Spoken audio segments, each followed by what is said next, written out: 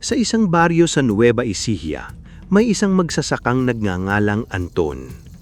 Maliit lamang ang kanyang lupang taniman ng mais, ngunit iyon na ang tanging alaala ng kanyang mga magulang. Doon siya lumaki, doon siya natutong magbungkal, at doon niya unang narinig mula sa kanyang ama na ang lupa ay parang tao rin. Kapag minahal at inalagaan, may araw na susuklian ka. Ngunit sa loob ng maraming taon, tila hindi sinusuklian ng lupa ang kanyang pagmamahal. Ang maisan ni Anton ay laging tuyot, maliliit ang bunga at halos walang halagang maibenta sa palengke. Kapag panahon ng anihan, punong-puno ang kariton ng ibang magsasaka, samantalang ang kanya ay ilang sako lamang na madalas pang hindi pantay ang laki ng mga butil. "Anton!" sigaw ng isang magsasaka sa kabilang bukid. "Baka naman bato ang tinanim mo riyan, hindi mais." Nagtawa na ng ilan. "Kung ako sa'yo, ibenta mo na lang yung lupa mo habang may bumibili pa. Sayang lang pawis mo." Tahimik lamang si Anton.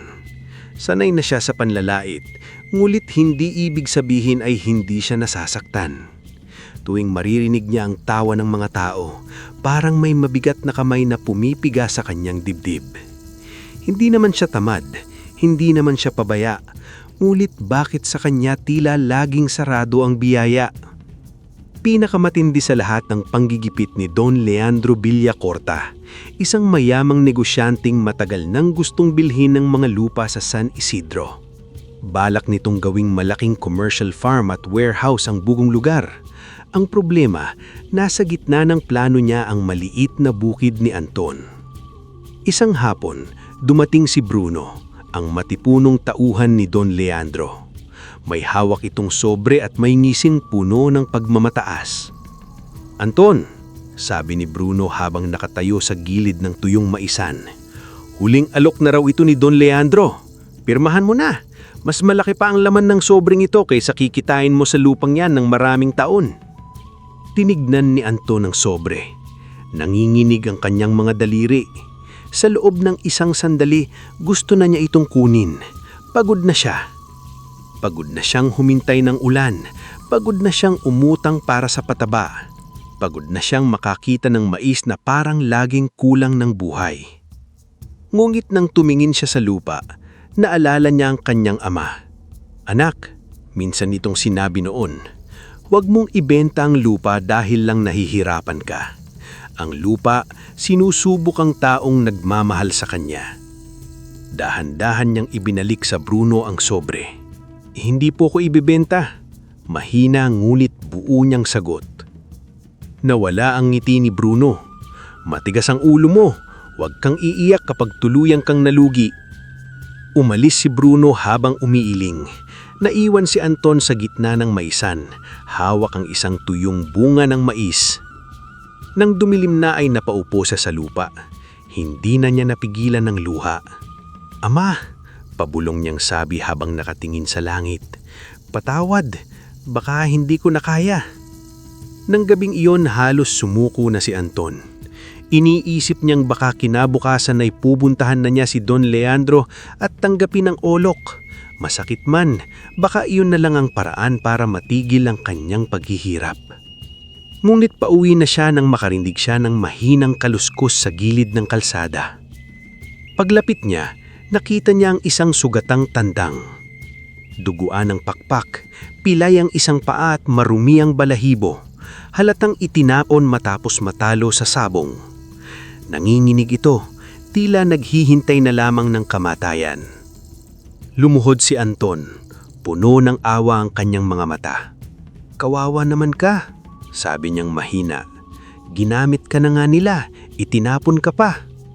Dahan-dahan niyang binuwat ang tandang kahit kumakampay ito sa takot. "Huwag kang matakot," malumanay niyang bulong. "Hindi kita sasaktan." Inuwi na ito sa kanyang maliit na bahay. Nilinis niya ang sugat, binalutan ng pakpak at binigyan ng kaunting kanin na hinati pa niya mula sa kanyang sariling hapunan. "Mahirap lamang," sabi ni Anton habang nakatingin sa tandang. "Pero kung gusto mong mabuhay, tutulungan kita. Hindi kita isasabong, hindi kita ipagbibili. Dito ka na lang. Timitigan ng tandang sa kanya. Sa dilim, parang may munting kislap sa mga mata nito. Papangalanan kitang Kidlat, sabi ni Anton. Kasi kahit sugatan ka, parang may natitira ka pang tapang. Kagabing iyon ay natulog si Anton na pagod at mabigat pa rin ang kanyang puso. Guit sa labas, sa ilalim ng malamlam na buwan, dahan-dahang inimulat ni Kidlat ang kanyang mga mata. Hindi pa siya tumitilaok, ngunit ang hangin sa paligid ng tuyong maisan ay biglang gumalaw na para bang may lihim na dumating sa buhay ni Anton. Lumipas ang ilang araw. Maingat na inalagaan ni Anton si Kidlat. Tuwing umaga, nililinis niya ang sugat, pinapalitan ng benda sa pakpak, at binibigyan ng kaunting kanin kahit minsan ay kulang na kulang din siya. Hindi niya minadali ang paggagaling ng tandang.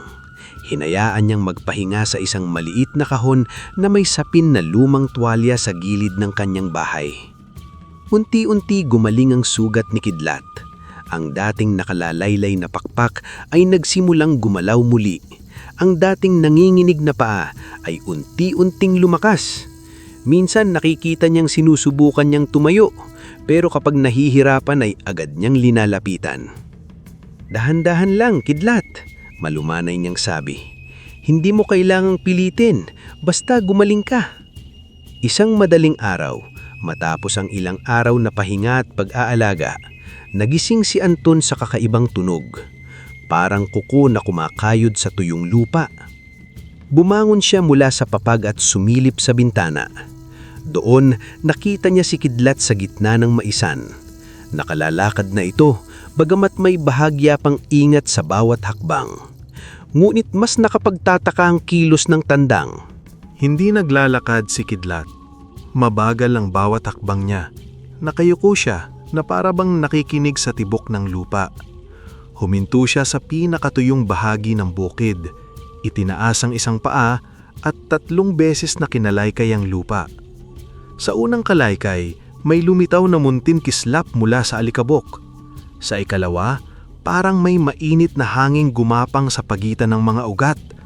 Sa ikatlo, isang mahinang ugong ang narinig ni Anton mula sa ilalim ng lupa. Napahawak si Anton sa gilid ng bintana. Ano yun? Pagkatapos, umikot si Kidlat sa maliit na bilog. Dahan-dahan, taimtim na para bang sinusukat niya ang sugat ng bukid. Nang matapos, umikot sa gitna.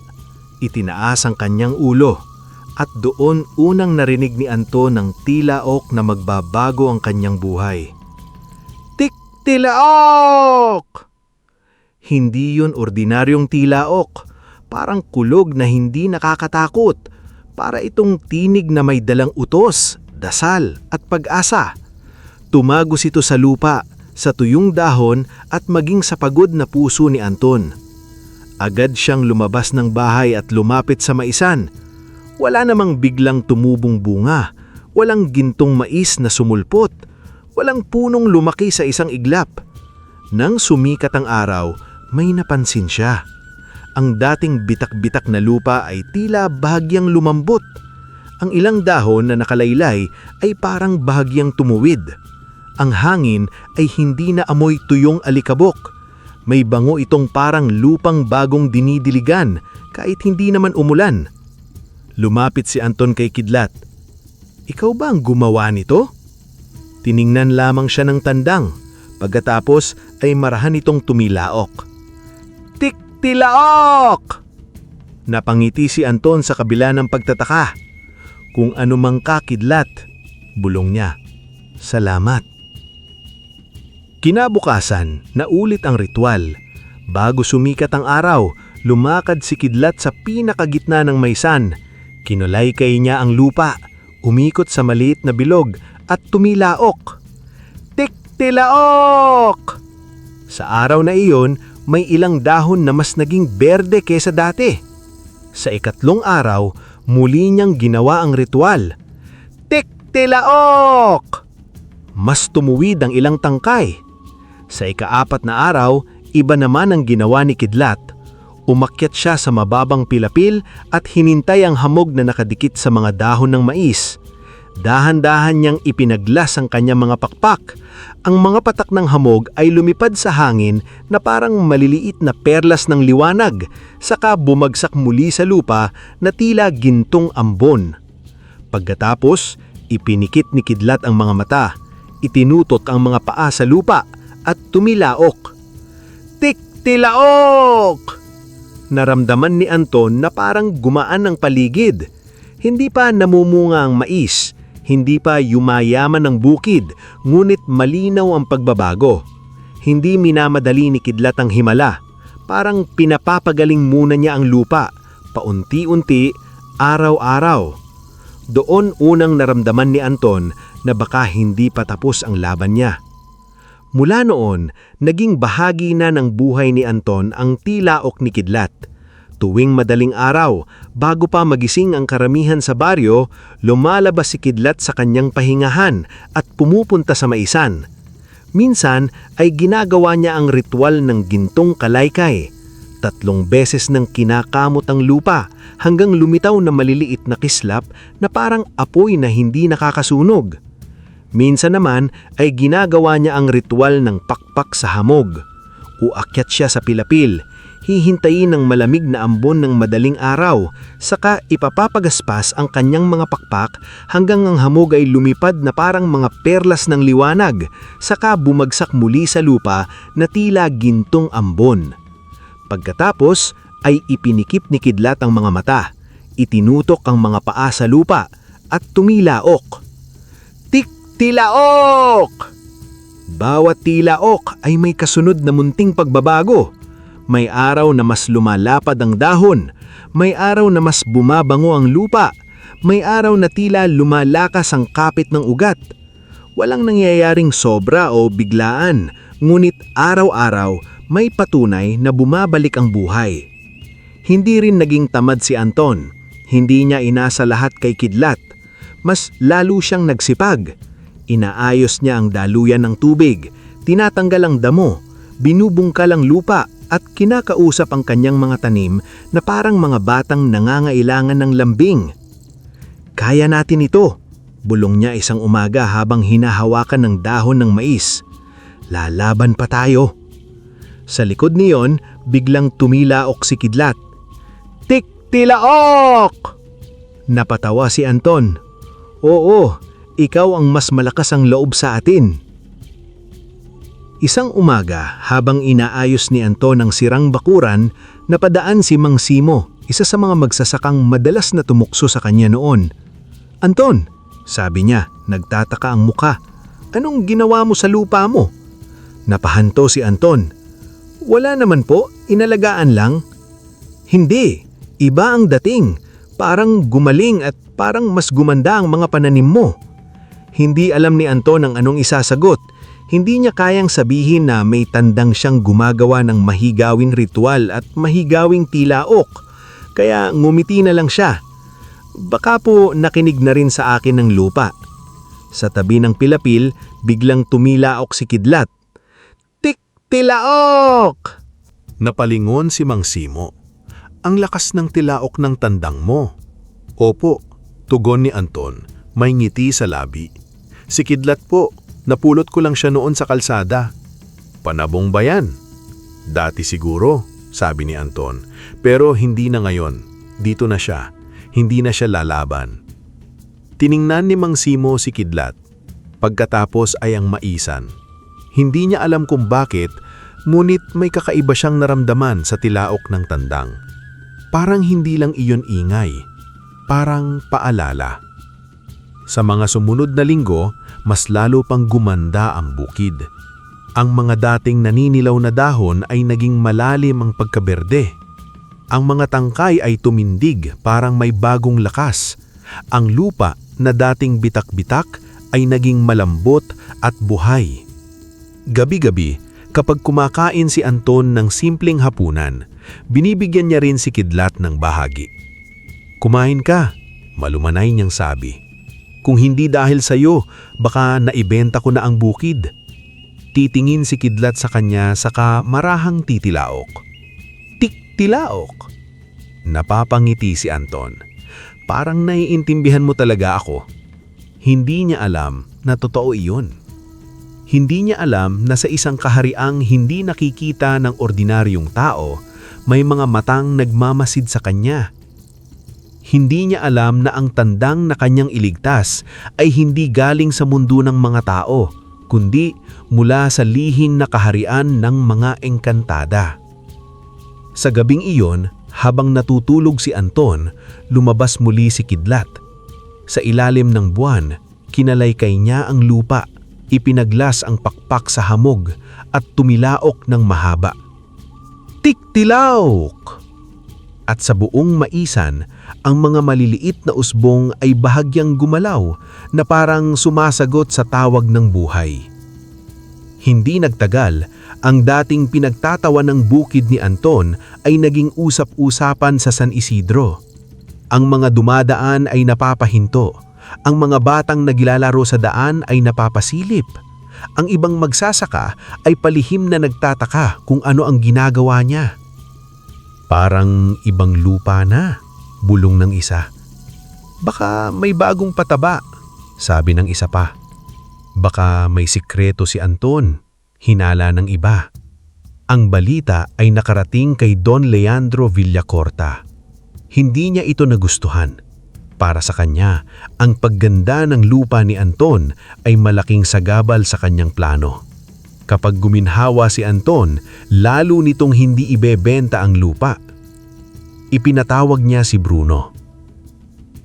Totoo ba ang naririnig ko? Malamig niyang tanong. Opo sir, gumaganda talaga ang bukid niya. Hindi ko alam kung paano. Sumimangot si Don Leandro. Imposible. Sira ang lupa ni Anton, kaya nga gusto kong bilhin. Baka may ginagamit siyang spesyal na binhi. Alamin mo, utos ni Don Leandro, kahit anong paraan. Kagabi, nagtago si Bruno at 2 pang tauhan sa gilid ng maisan. Balak nilang bantayan si Anton at alamin ng sikreto. Ngulit nakita nilang natutulog lamang ang magsasaka. Si Kidlat naman ay nakatayo lang malapit sa bakod. Manok lang, bulong ng isang tauhan. Akala ko may sikreto.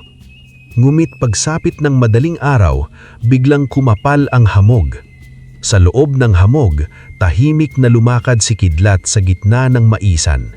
Hindi nakita ni Bruno ang 3 kalaykay ng kanyang kuko sa lupa.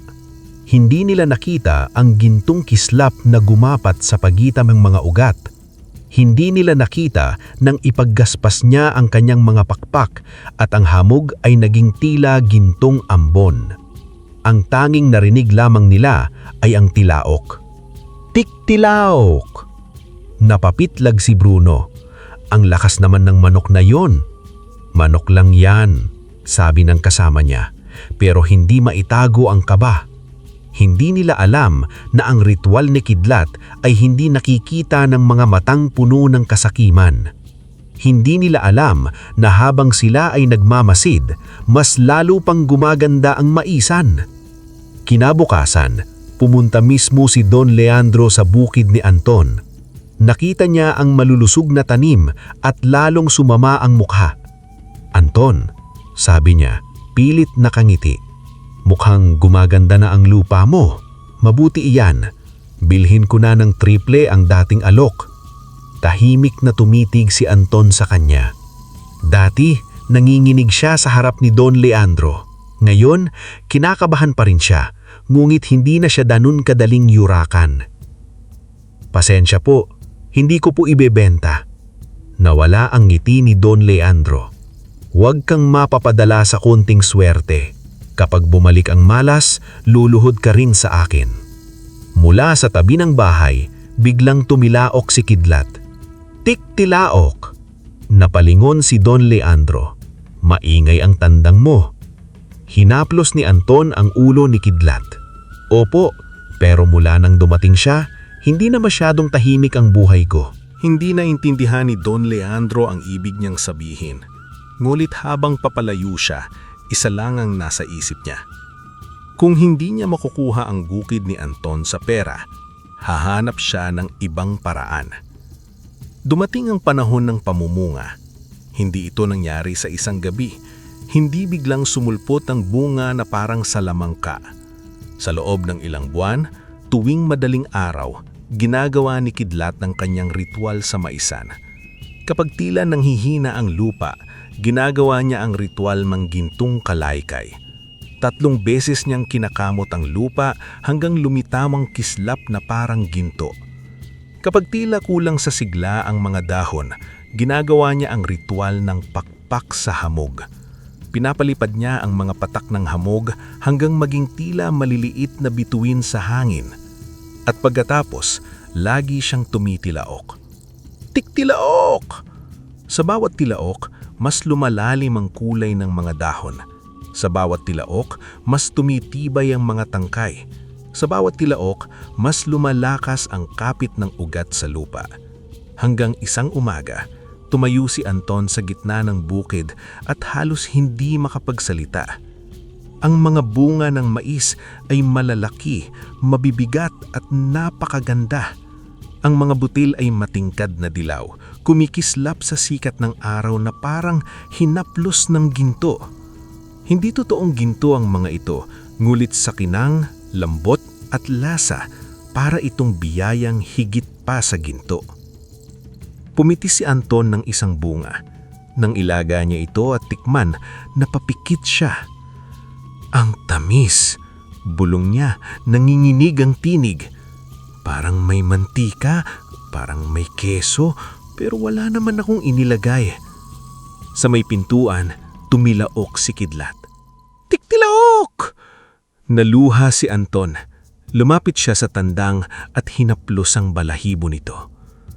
Kung biyaya ito, mahinang niyang sabi, pangako ko, hindi ko ito sasarilihin. Kinabukasan, dinala ni Anton ang ilang sako ng mais sa palengke. Noong una, pinagtawanan pa siya ng ilang tindera. Mais ni Anton, natatawang sabi ng isa, baka pampakain lang sa mga manok yan. Hindi sumagot si Anton. Nagluga siya ng ilang piraso at ipinatikim sa mga tao. Isang batang lalaki ang unang kumagat. Bigla itong napangiti ng malaki. Nay, ang sarap! Parang may masarap na butter! Sumunod ang isang matanda. Pagkatapos ay isang tindero. Pagkatapos ay mga mamimiling napadaan lamang. Sa loob ng ilang minuto, nagkumpulan ng mga tao sa harap ng pwesto ni Anton. Pabili ako ng 10. Ako, 1 sako. Anton, may dala ka pa ba bukas? Pwede ba akong umorder para sa karinderya namin? Napatulala si Anton habang inaabot sa kanya ang pera. Sa unang pagkakataon, hindi lugi ang kanyang araw. Hindi kulang, hindi bitin. Sobra pa nga. Pag-uwi niya, sinalubong siya ni Kidlat. Tiktilok! Napatawa si Anton habang pinupunasan ng luha. O na, Kidlat, mukhang nagsisimula na tayo. Lumipas ang mga buwan. Kumalat ang balita tungkol sa gintong mais ni Anton. May mga karinderya, restaurant, grocery supplier at negosyante mula sa ibang bayan na gustong bumili. Dumami ang order, dumami ang ani, at dumami rin ang taong humahanga sa dating pinagtatawan ng magsasaka. Anton, dagdagan mo naman ang order ko bukas. Pakiusap ng may-ari ng karinderya. Simula nang gamitin ko ang mais mo sa sabaw at ginisang mais, lagi nang nauubos ang pinanda ko bago magtanghali. 20 sako ang kukunin ko ngayong linggo, sabi naman ng isang grocery supplier habang sinusuri ang kalidad ng mais. Malinis, mabango at pare-pareho ang laki ng butil. Siguradong mabebenta ito sa bayan. Pwede ba akong magpa-reserve ng 50 tray ng nilagang mais para sa restaurant namin? Tanong ng isang negosyante mula sa kabilang bayan. Hinahanap na kasi ng mga customer namin ang tamis mong mais. Sabi nila, kahit walang butter, lasang may butter na. Mayroon ding mga mamimiling simpleng dumadaan lamang, ngunit hindi maiwasang magkomento. Grabe, ito ang pinakamasarap na mais na natikman ko, sambit ng isang matanda habang numungunya. Parang may gatas at keso sa tamis. Dati walang pumapansin sa ani ni Anton, bulong ng isang tindera sa katabi niya. Ngayon, kailangan pang magpa-reserve bago makabili. At sa bawat papurin, hindi yumayabang si Anton. Ngumingiti lamang siya, nagpapasalamat at tahimik na iniisip na ang lahat ng ito ay nagsimula sa isang sugatang tandang na pinili niyang iligtas. Ngunit hindi nagmadali si Anton. Hindi siya yumaman sa pag-apak sa iba. Hindi siya bumili ng lupa sa murang halaga mula sa mga desperadong magsasaka. Kapag may nais magbenta, binabayaran niya ng tama. Kapag may ayaw magbenta pero gustong makipag-partner, binibigyan niya ng patas na kasunduan. Kapag may kapwa magsasakang naghihirap, pinapahiram niya ng kagamitan at binhi ng walang mapagsamantalang tubo. Isang araw, lumapit sa kanya si Mang Simo, ang dating madalas na manukso sa kanya. "Anton," nahihiyang sabi nito, "pasensya na sa mga nasabi ko noon. Mali ako." Tinignan siya ni Anton. Naalala niya ang mga tawanan, ang pangungutya, ang sakit na tiniis niya. Ngulit imbis na magalit, huminga siya ng malalim at ngumiti. "Tapos na po yun, Mang Simo. Hindi ka ba galit?" "Noon po, oo," tapatan ang sagot ni Anton. "Pero kung puro galit ang itatanim ko, galit din ang aanihin ko. Kung kailangan nyo ng binhi, tutulungan ko kayo." Napayuko si Mang Simo, nahiya at natouched. "Maraming salamat, Anton." Mula sa dulo ng maisan, tumilaok si Kidlat. "Tiktilaok!" Parang pumayag ang buong bukid. Paglipas ng ilang taon, mula sa maliit niyang maisan, lumawak ang taniman ni Anton. Una, nadagdagan ng 2 hektarya. Pagkatapos ay 5. Pagkatapos ay 10. Hindi niya ito kinuha sa dahas o panlanamang. Ang iba ay binili niya sa tamang halaga. Ang iba naman ay naging partnership sa mga magsasakang gustong sumama sa kanyang kabuhayan. Ang iba naman ay inuupahan niya ng patas. Hanggang sa dumating ang araw na ang dating tuyot at pinagtatawan ng bukid ay naging 30 hektaryang taniman ng gintong mais. Isang madaling araw, nakatayo si Anton sa mataas na bahagi ng lupa. Tanaw niya ang hanay-hanay na mais na kumikislap sa hamog. Ang dating maliit na sulok na halos hindi niya mabuhay-buhay ay naging malawak na dagat ng luntiang dahon. Dati, bulong niya, puno ng pagkamangha. Isang maliit na bukid lang ang hindi ko mapalago. Ngayon, 30 hektarya na. Sa tabi niya, tumilaok si Kidlat. "Tikkilaok!" Napangiti si Anton. "Oo, alam ko. Hindi ko kalilimutan." Kahit lumawak ang taniman, hindi nagbago ang puso ni Anton. Mas lalo pa siyang naging maingat sa pakikitungo sa mga tao. Ang mga manggagawa niya ay may maayos na sahod. May libreng pagkain sa oras ng trabaho. May tulong kapag may nagkasakit sa pamilya. Kapag may anak ng manggagawa na gustong mag-aral, nagbibigay siya ng scholarship.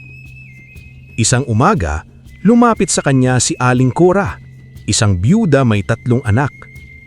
"Mang Anton," nanginginig nitong sabi, "baka may trabaho kayo. Kahit tagalinis lang ng mais, kahit maliit na sahod po, tatanggapin ko." Tinignan siya ni Anton at naalala ang sarili niya noon. Pagod, gutom at halos sumuko. "May trabaho ko kayo, pero hindi maliit ang sahod. Dapat sapat para makakain ng maayos ang mga anak ninyo." Napaluha si Aling Cora. "Maraming salamat po. Akala ko wala nang tatanggap sa akin." May lugar dito ang taong gustong lumaban ng rangal. Mahinahong tugon ni Anton. Sa di kalayuan, muling tumilaok si Kidlat. "Tiktilaok!" Hindi lang sa maisan umaalingangaw ang tilaok. Parang umaabot din ito sa puso ng mga taong natutulungan ni Anton.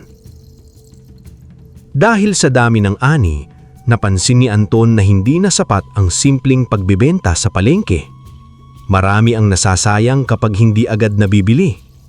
May mga order mula sa malalayong lugar na hindi niya kayang tugunan dahil kulang siya sa kagamitan. Doon pumasok sa buhay niya ang matagal ng kaibigan si Engineer Mateo Rivera. Bata pa lamang sila ay magkasama na silang naliligo sa ilog at nangunguha ng bayabas sa gilid ng bukid.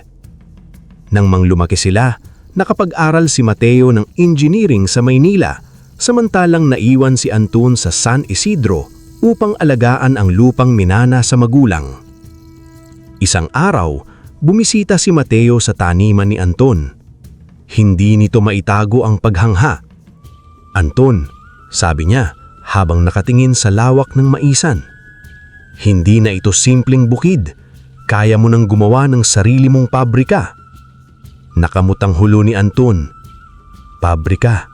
Mateo, magsasaka lang ako. Marunong akong magtanim, mag-ani, magbungkal.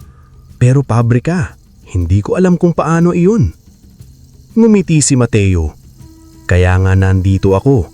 Engineer ako. Tutulungan kitang magplano. Magsimula tayo sa maayos na processing plant para sa canned corn, corn soup packs at corn snacks." Nag-aalinlangan si Anton. "Baka hindi ko kayanin." Tinignan siya ni Mateo ng seryoso. "Kinaya mong buhayin ang lupang akala ng lahat ay patay na. Kaya mo rin ito. Pero dapat pareho pa rin ang prinsipyo mo, malinis, patas at hindi nanlalamang." Napatingin si Anton kay Kidlat na nasa tabi ng bakod. Biglang tumilaok ang tandang. "Tiktilaok!" Napangiti si Anton. "Oo, alam ko, hindi ko kalilimutan." Mula noon, nagtulungan sina Anton at Engineer Mateo. Pinag-aralan nila kung saan ilalagay ang pabrika, paano magiging malinis ang proseso, saan dadaan ang ani mula bukid hanggang lata at paano mapapanatili ang kalidad ng gintong mais. Hindi lang kita ang iniisip ni Anton. Gusto niyang ligtas ang pagkain, maayos ang trabaho ng mga tao, at hindi masisira ang lupa sa sobrang produksyon. "Hindi pwedeng pera lang ang habol natin," sabi ni Anton habang nakitingin sa plano. "Ayokong yumaman kung kapalit naman ay pagod, gutom at luha ng manggagawa." Tumango si Mateo. "Kaya gagawa tayo ng pabrika na may puso." Paglipas ng ilang buwan, tumayo sa gilid ng 30 hektaryang taniman ang unang pabrika ni Anton. Hindi ito pinakamalaki sa bansa, ngunit malinis, maayos at punong-puno ng pag-asa. Doon ginagawa ang canned corn, corn soup packs, corn chips at iba pang produkto mula sa gintong mais. Sa unang araw ng pagbubukas, nagtipon ng mga manggagawa, magsasaka, kapitbahay at mga batang natulungan ni Anton. Tumayo siya sa harap nila. Hawak niya ang isang piraso ng mais. Nanginginig ang kanyang tinig. "Noon," sabi niya, "akala ko katapusan na ng lahat. Akala ko wala ng pag-asa ang bukid ko. Pero natutunan ko, ang biyaya pala kapag itinago mo, natutuyo. Kapag ibinahagi mo, lalo itong lumalago." Sa bubong ng bagong pabrika, tumilaok si Kidlat. "Tiktilaok!" Natahimik ang lahat. Pagkatapos ay nagpalakpakan. Lumapit si Aling Cora, ang biyudang minsang lumapit kay Anton para humingi ng trabaho. Basa ng luha ang kanyang mga mata habang hawak ang kamay ng dalawa niyang anak. "Mang Anton," nanginginig niyang sabi, "salamat po. Dahil sa trabahong ibinigay ninyo, nakakakain na ng maayos ang mga anak ko. Hindi na ako natutulog gabi-gabi na iniisip kung saan kukuha ng pambili ng bigas kinabukasan." Sumunod namang lumapit ang isang matandang magsasaka na minsang muntik nang mawalan ng lupa dahil sa utang. "Kung hindi dahil sa tulong mo, Anton," sambit nito habang pinipigilan ng iyak, "baka naibenta ko na ang bukid ng pamilya namin. Hindi mo lang kami binigyan ng binhi, binigyan mo kami ng bagong pag-asa." Sumunod namang lumapit ang guro ng baryo kasama ang ilang batang estudyante. Maraming bata ang nakakapasok sa klase na may laman na ang tiyan dahil sa feeding program mo. Hindi mo alam kung gaano kalaki ang nabago nito sa buhay nila. Isa sa mga bata ang nahiyang lumapit at ngumiti. Mang Anton, mahina nitong sabi, "Salamat po sa corn soup. Hindi na po ako nahihilo sa klase." Napayuko si Anton. Pinunasan niya ang luha sa gilid ng kanyang mata. "Hindi lang ako ang may gawa nito." Mahina niyang tugon. "Lahat tayo. Ang pabrikang ito ay hindi lang para sa negosyo. Para ito sa kabuhayan, pagkain at pag-asa ng buong baryo." Muling tumilaok si Kidlat mula sa bubong. "Tiktilaok!" At sa pagkakataong iyon, ang palakpakan ng mga tao ay hindi lamang para sa tagumpay ni Anton, kundi para sa bagong buhay na nagsisimula para sa kanilang lahat. Mula noon, lalong lumawak ang pangalan ng gintong mais ni Anton. Nakarating sa Maynila ang produkto niya pagkatapos sa ibang probinsya. Timawag siyang Millionaire Agricultural Magnate, ngulit mas gusto pa rin niyang marinig ang tawag ng mga bata. "Mang Anton, salamat po sa corn soup." Mas gusto pa rin niyang makita ang ngiti ng mga manggagawa na may iuuwing sahod sa pamilya. At higit sa lahat, mas gusto pa rin niyang tumayo sa unang bukid tuwing madaling araw habang pinapakinggan ang tilaok ni Kidlat. "Tiktilaok!" Dahil sa tunog na iyon, laging niyang naaalala kung saan nagsimula ang lahat. Isang maulang hapon, habang abala si Anton sa pag-aayos ng listahan ng mga libreng pagkain para sa mga pamilyang nasalanta ng bagyo, ay may kumatok sa kanyang gate. Pagbukas ng katiwala ay isang matandang babae ang nakatayo roon. Basang-basa siya, payat, nanghihina at halos hindi makatayo. "Anak, maaari bang makahingi ng kaunting pagkain?" Nang makita siya ni Anton ay agad siyang lumapit. "Papasukin niyo po," utos niya sa katiwala. Bigyan ng tuwalya at tuyong damit si nanay. Pinaupo niya ang matanda sa hapag. Binigyan niya ito ng mainit na sabaw na may mais, tinapay at gatas. Habang kumakain ng matanda, tahimik nitong pinagmamasdan si Anton. Nakita niya kung paano kausapin ni Anton ng mga trabahador. Walang sigaw, walang yabang, walang pagmamalaki. "Pasensya na po kung simple lang ang pagkain," sagi ni Anton. Tumingin ang matanda sa kanya. "Simple, anak. Sa taong gutom, ang pagkain na may kasamang awa ay mas mahalaga kaysa sa handaan ng mga mayayaman." Napayuko si Anton. "Naranasan ko rin po kasing mawalan." Sa labas, biglang tumilaok si Kidlat. "Tiktilaok!" Napalingon ng matanda sa bintana. May kakaibang ngiti sa kanyang labi. "Mahusay," bulong nito. Hindi iyon narinig ni Anton, ngulit napansin niyang biglang tumahimik ang paligid. Kahit malakas ang ulan, parang humina ang tunog nito. Tumayo ang matandang babae. Sa isang iglap na puno ng liwanag ang silid. Ang kulubot niyang mukha ay kuminis. Ang puting buhok ay naging mahaba, itim at kumikislap.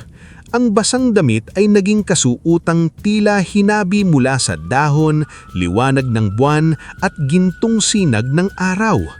Napaatras si Anton. "Sino po kayo?" Ngumiti ang babae. "Huwag kang matakot, Anton. Ako si Diwata Amaris mula sa kaharian ng Luntin at Gintong Ani." Nalambot ang tuhod ni Anton. "Diwata?" Pumasok si Kidlat at tumayo sa tabi ng Diwata. Marahang nitong tumilaok. "Tiktilaok!" Si Kidlat, sabi ng Diwata Amaris, ay hindi ordinaryong tandong. Siya ay bantay-ani mula sa aming kaharian. Ipinadala sa mundo ng tao upang hanapin ang pusong karapat-rapat na tumanggap ng biyaya. "Bakit ako?" Halos pabulong na tanong ni Anton. "Dahil noong gabi na halos sumuko ka na, pinili mo pa ring maawa. Kahit halos walang-wala ka na, ngulit pinakain mo siya. Wala kang pera, ngunit ginamot mo siya. Pwede mo siyang ibenta. Pwede mo siyang isabong, ngulit pinangako mong hindi mo siya gagamitin sa dahas. Naluha si Anton. Hindi ko naman po ginawa iyon para gantimpalaan. Kaya nga ka pinili. Ang tunay na kabutihan ay hindi naghihintay ng kapalit. Ipinaliwanag ni Diwata Amaris ang kahulugan ng ritual ni Kidlat. Ang kanyang kalaykay sa lupa, sabi niya, ay paggising sa mga ugat. Ang kanyang pagaspas sa hamog ay pagbabalik ng sigla sa dahon. At ang kanyang tilaok, ang huling utos ng buhay sa buong maisan. Napatingin si Anton kay Kidlat. Kaya pala hindi agad namumunga ang mais. Pinapagaling niya muna ang lupa. Tumango ang diwata. Tama, ang tunay na biyaya ay hindi minamadali. Ang lupa, tulad ng puso ng tao, kailangang pagalingin bago mamunga. Muling tumilaok si Kidlat. Tiktilaok! Ngunit tandaan mo, wika ng diwata, mananatili lamang ang hiwaga kung ang biyaya ay ginagamit sa kabutihan. Kapag ginamit mo ang yaman sa kasakiman, hihina ang tinig ni Kidlat. Lumuhod si Anton. Pangako po, hindi ko kakalimutan kung saan ako nagsimula. Ngumiti si Diwatang Amaris. Kaya siya mananatili sa iyo. Bago maglaho, tumingin ang diwata sa malayo. May mga taong susubok sirain ka, Anton. Ngunit huwag mong hayaang sirain nila ang kabutihan mo. Pagkawala ng liwanag, naiwan si Anton na nakatingin kay Kidlat. Kaibigan pala kita mula sa kaharian ng mga diwata. Mahina niyang sadi. Tumilaok si Kidlat na tila natatawa. Tiktilaok! At sa unang pagkakataon, natawa rin si Anton nang may luha sa mata. Habang lumalaki ang negosyo ni Anton, lalo namang lumiliit ang kapangyarihan ni Don Leandro sa San Isidro. Dati, kapag nagsalita siya, nanginginig ang mga magsasaka.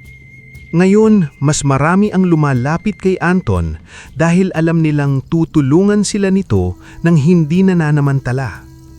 Hindi ito matanggap ni Don Leandro. Hindi pwede ito. Galit niyang sabi kay Bruno. Hindi pwedeng mas respetuhin nila ang dating hampas lupaing iyon kesa sa akin. Sir, maingat na sagot ni Bruno.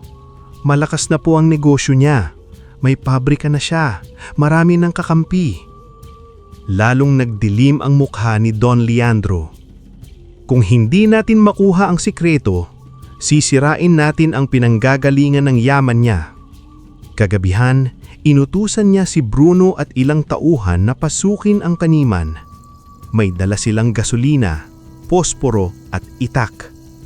Balak nilang sunugin ang bodega, sirain ang ilang bahagi ng taniman at palabasing aksidente ang lahat. Hindi pa rin nila alam ang hiwaga ni Kidlat.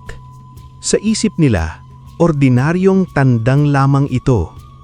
Tahimik silang pumasok sa bukid. Madilim ang paligid. Sa malayo, tanaw nila ang bodega ng gintong mais. Ngulit bago pa sila makalapit, nagmulat ng mata si Kidlat sa ibabaw ng bakod. Dahan-dahan siyang bumaba at lumakad sa gitna ng lupa. Hindi niya ginawa ang karaniwang mahinab na ritual. Sa pagkakataong iyon, mas mabigat ang bawat galaw ng kanyang kuko. Kalaykay. Kumislap ang lupa. Kalaykay. Kumapal ang hamog. Kalaykay. Nanginginig ang mga dahon ng mais na para bang nagbabantay. Pagkatapos, ipinagaspas ni Kidlat ang kanyang mga pagpak. Ang hamog ay kumalat sa buong taniman. Naging makapal na tabing na hindi kayang lagpasan ng mga masasamang loob. Saka siya tumilaok. Tiktilaok! Napahunto si Bruno. Narinig ninyo yon? Manok lang, sagot ng kasama niya. Bilisan na natin. Muli silang humakbang. Ngunit biglang nag-iba ang daan sa kanilang paningin.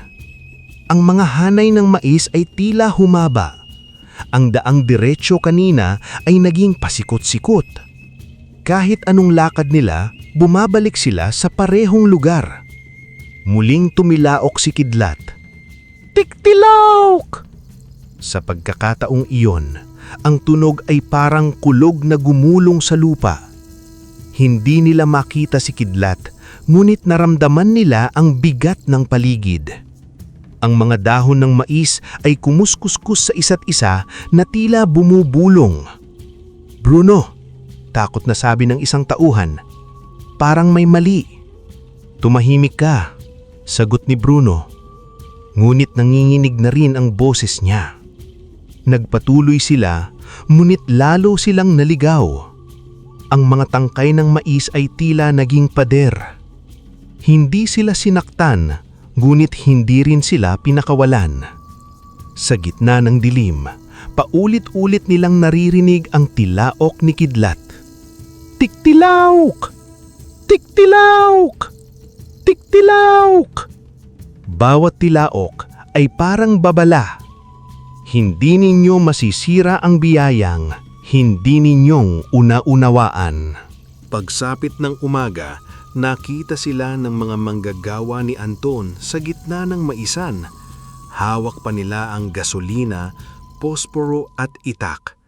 Hindi na nila maitatanggi ang balak. Dumating si Anton, namumutla sa gulat. "Bruno," sabi niya, mabigat ang boses. "Bakit?" Hindi agad nakasagot si Bruno. Nanginginig siya, pagod at takot. Sa huli, napaluhod siya. "Si Don Leandro ang nag-utos. Patawad, Anton. Natakot ako sa kanya." Kumalat ang balita sa buong baryo. Dumating ang mga pulis.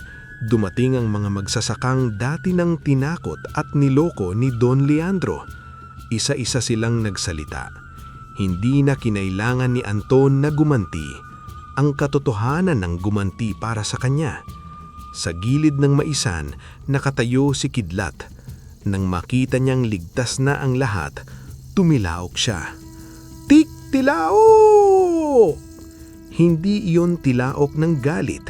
Iyon ay tilaok ng pagtatanggol. Tilaok ng hustisya. Tilaok ng kabutihan na hindi nagpatalo sa dilim. Lumapit si Anton kay Kidlat at hinaplos ang kanyang balahibo. "Salamat," bulong niya. Hindi lang sa bukid, kundi sa pagpapaalala na hindi kailangang maging masama para lumaban. Matapos mabunyag ang kasamaan ni Don Leandro, unti-unting gumuho ang kanyang kapangyarihan. Iniwan siya ng ilang kasosyo. Kinasuhan siya ng mga magsasakang niloko niya. Ang dating kinatatakutan sa San Isidro naging halimbawa ng taong winasak ng sariling kasakiman. Si Bruno naman ay humingi ng tawad kay Anton. Hindi madaling tanggapin ang kanyang ginawa, ngunit hindi naging malupit si Anton. "May pananagutan ka, pero kung tunay kang magsisisi, magsimula ka sa pagsasabi ng totoo at pagtulong sa mga taong nasaktan ninyo." Umiiyak na tumango si Bruno. "Gagawin ko." Lumipas ang mga taon, lalong lumago ang gintong mais ni Anton. Ang canned corn, corn soup packs at corn snacks niya ay nakarating sa iba't ibang bahagi ng bansa. Marami na siyang asyenda, pabrika, truck at sasakyan. Ngunit sa lahat ng yaman niya, ang pinakamahalaga pa rin sa kanya ay ang unang bukid. Doon siya bumabalik tuwing madaling araw. Doon pa rin naglalakad si Kidlat. Kahit marami na siyang tauhan, kahit kilala na siya bilang millionaire agricultural magnate, madalas pa rin siyang nakatayo sa lupa bago sumikat ang araw, pinapanood ang tandang na minsang sugatan at itinapon sa kalsada. Sa huling madaling araw ng kwento, bago pa sumikat ang araw, muling lumakad si Kidlat sa umang maisan ni Anton. Hindi na tuyok ang lupa, hindi na nakayuko ang mga tanim. Ngunit ginawa pa rin niya ang ritual, hindi dahil kailangan pang iligtas ang bukid, kundi upang alalahanin kung saan nagsimula ang lahat. 3 beses niyang kinalaykay ang lupa. Sa bawat kalaykay, kumislap ang hamog sa paligid ng mga ugat. Pagkatapos, umakyat siya sa mababang pilapil at ipinagaspas ang kanyang mga pakpak. Ang mga patak ng hamog ay lumipad sa hangin na parang maliliit na bituin bago bumagsak sa mga dahon ng mais. Saka siya tumigil, itinaas ang kanyang ulo at tumilaok ng buong lakas. Pik tilaok! Sa bawat tilaok, hindi lang maisan ang gumaganda. Gumaganda rin ang buhay ng mga taong natulungan ni Anton. May mga batang nakatapos dahil sa scholarship niya. May mga magsasakang natutong magnegosyo na hindi nalulubog sa utang. May mga pamilyang nagkaroon ng trabaho sa kanyang pabrika. May dating gutom na ngayon ay nakakakain ng sapat. Isang madaling araw, habang nakatayo si Anton sa gitna ng unang maisan, muling lumitaw si Diwata Amaris sa sinag ng araw. "Hindi ka nagbago, Anton," sabi niya. Ngumiti si Anton. "Nagbago po ako. Dati takot akong mawalan. Ngayon natutunan kong mas maraming dumarating kapag marunong kang magbigay." Tumilaok si Kidlat. "Tik tilaok!" Ngumiti ang diwata. Yan ang tunay na dahilan kung bakit hindi humihina ang kanyang tinig. Tumingin si Anton sa malawak na maisan. Ang mga dahon ay kumikislap sa hamog. Ang lupa ay buhay. Ang hangin ay puno ng amoy ng pag-asa. Naalala niya ang gabing halos sumuko siya. Naalala niya ang sugatang tandang sa gilid ng kalsada.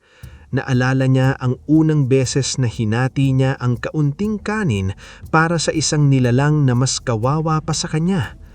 Napaluha siya, ngunit hindi na iyon luha ng pagkatalo. Luha iyon ng pagsasalamat. Sa pagsikat ng araw, muling itinaas ni Kidlat ang kanyang ulo. Tik tilaok! Umalingaw-gaw ang tilaok sa buong San Isidro. Hindi iyon tilaok ng kayamanan lamang. Iyon ay tilaok ng pangalawang kasimpa. Tilaok ng kabutihan na hindi nasayang. Tilaok ng biyaya na dumarami kapag ibinabahagi. At mula noon, tuwing maririnig ng mga tao ang tilaok ni Kidlat, naaalala nila si Anton, ang magsasakang minsang halos sumuko, ngunit piniling magligtas ng isang sugatang tandang. Dahil sa kabutihang iyon, hindi lang isang maisan ang nabuhay, isang buong baryo ang natutong muling maniwala sa milagro.